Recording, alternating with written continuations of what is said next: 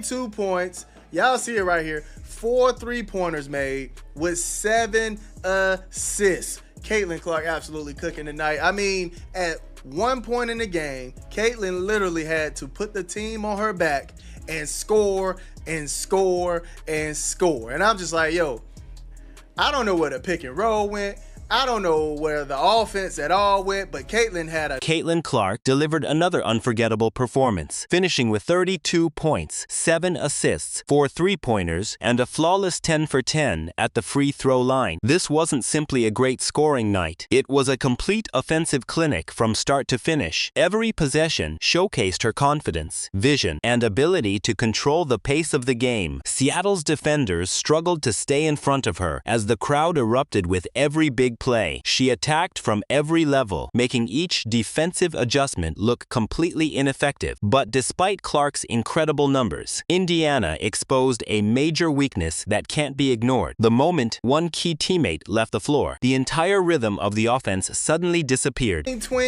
My goodness, with the floater, knocking it down. I mean, dog, Caitlin Clark had to get 50 people to map in this game. 50. Yeah, it's not even that many players on the floor. But, man, she was losing the crowd, losing the players. Look at this. Bang!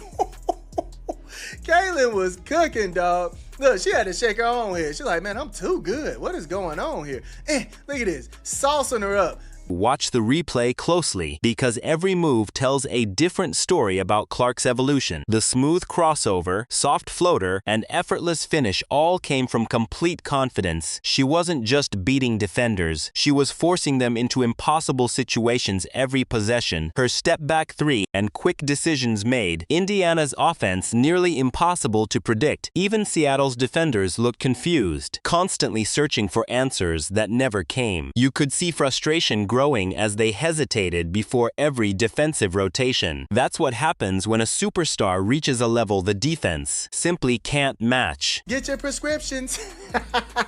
Look, get the steal. She's going downhill on you. Ooh, with the half spin once again. Get her the map. She don't know where she's going. I mean, get these players a GPS out here because they are lost souls out here. This is crazy work, man. I felt so bad for them. I'm like, dang. Clark's impact went far beyond putting points on the scoreboard throughout the game. Her 7 assists proved she was creating quality opportunities while leading every possession. That balance between scoring and playmaking is what separates elite guards from everyone else. Seattle experimented with pressure defense, double teams, and constant switching without success. No matter the coverage, Clark stayed calm and found the right basketball decision. When one player forces multiple defensive adjustments and still dominates, that's special. Indiana's offense looked completely under her control from the opening tip until the final buzzer. Ooh, look, I saw the chat too. The chat was like, ooh, ooh. Doing them dirty, man. Now, hey, I got to give props to Natisha Heidemann, too. Natisha Heidemann, I don't know what she was on, man. You give the CC1s to anybody, they don't even have to wear them, just touch them, and all of a sudden, they turn into Michael Jordan. Like, what in the world, man? Hey, somebody get me some CC1s because I could probably make it to the league touching those shoes. You saw how Natisha Heidemann was shooting out there? Kelsey Mitchell added 28 points and reminded everyone why Indiana's backcourt is so dangerous. She knocked down big shots, including 4 3-pointers, while attacking with confidence. Her explosive fourth quarter completely changed the momentum when Seattle tried to rally. Mitchell's shot creation gave Clark valuable breathing room throughout the second half. Together, they kept constant pressure on the defense from every area of the floor. Opponents now face an impossible decision about which scorer deserves the most attention. Whichever option they choose, the other star is ready to make them pay. In the live with this game is when Aaliyah Boston goes out, that offense turned stagnant. I mean, it was not pretty basketball on that offensive end. They had moments on the defensive side where they were giving up shots or whatnot, but that's not really where my bone is picked, all right? I think they just needed to figure out how to move that ball around on the offensive side and get clearer shots, higher percentage shots.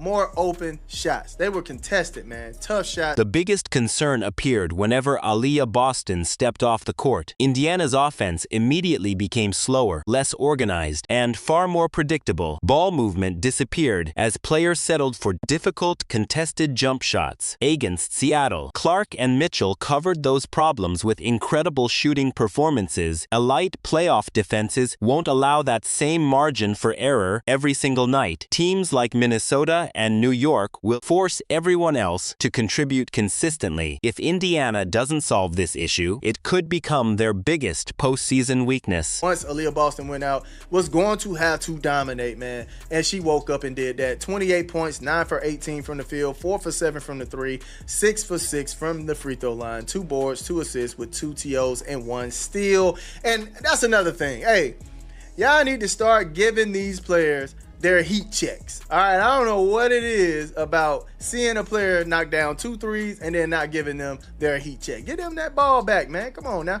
Lexi Hall, man. Look, Lexi, I need you to, once again. Boston was quietly putting together another outstanding performance before leaving the game. She controlled the paint, scored efficiently, and helped stabilize both ends of the floor. After her exit, Indiana immediately struggled on the defensive glass and inside presence. Seattle grabbed far too many offensive rebounds, creating valuable second-chance opportunities. Boston's screens, rebounding, and interior presence create space for Clark and Mitchell to attack. Without her, the offense becomes far too dependent on isolation basketball and difficult shots. Against championship-level opponents, that difference could easily decide an entire playoff series. All right, Hines Allen, 5 points, 2 for 4 from the field, 1 for 1 from the 3, 4 boards, 1 assist.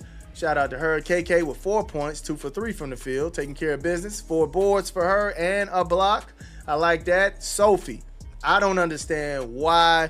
This is Sophie Cunningham's first half points, all right? First half stats. It did not change. It did not change. She didn't. What impressed me most wasn't just the final score. It was how Caitlin Clark controlled every possession. She finished with 32 points, but the numbers only tell part of the story. Her decision-making was just as valuable as her scoring. Every possession felt organized when the ball was in her hands. She constantly forced Seattle's defense into impossible situations. Whether they trapped, switched, or dropped back, Clark found an answer. That level of poise is what separates great players from true superstars. She attacked from deep, finished inside, and earned trips to the free throw line. Scoring from every level kept the defense completely off balance. Her 7 assists proved she never forced unnecessary shots. Instead, she trusted the open teammate whenever the opportunity appeared. That balance made Indiana's offense extremely difficult to defend. Kelsey Mitchell also deserves enormous credit for this victory. Her fourth quarter explosion completely changed the momentum of the game. Once Mitchell caught fire, Seattle simply ran out of answers. Defenders couldn't focus on Clark without leaving Mitchell open. That combination is becoming one of the league's toughest backcourts. However, this game also exposed an important weakness. Everything looked different whenever Aaliyah Boston wasn't on the floor. The ball stopped moving with the same rhythm and purpose. Indiana relied far more on difficult individual shot creation. That strategy worked because Clark and Mitchell were outstanding. Against stronger playoff defenses, it becomes much harder to survive. Boston provides much more than points and rebounds. She creates spacing through screens and interior positioning. Her presence opens driving lanes for Indiana's guards. She also protects the paint and finishes defensive possessions. Without her, second-chance opportunities increase dramatically for Seattle. That problem could become costly during the postseason. Another concern was the inconsistency in offensive flow. Sophie Cunningham started the game shooting with confidence, yet she barely became involved after halftime. That's usually a sign that the offense has become stagnant. Championship teams consistently generate quality looks for everyone. Indiana is still working toward that level of execution. The talent on this roster is undeniable from top to bottom. The challenge is maintaining structure when adversity arrives. If they solve those issues, their ceiling becomes incredibly high. If not, elite opponents will eventually expose those weaknesses. The potential is obvious. Now it's all about consistent execution when the games matter most.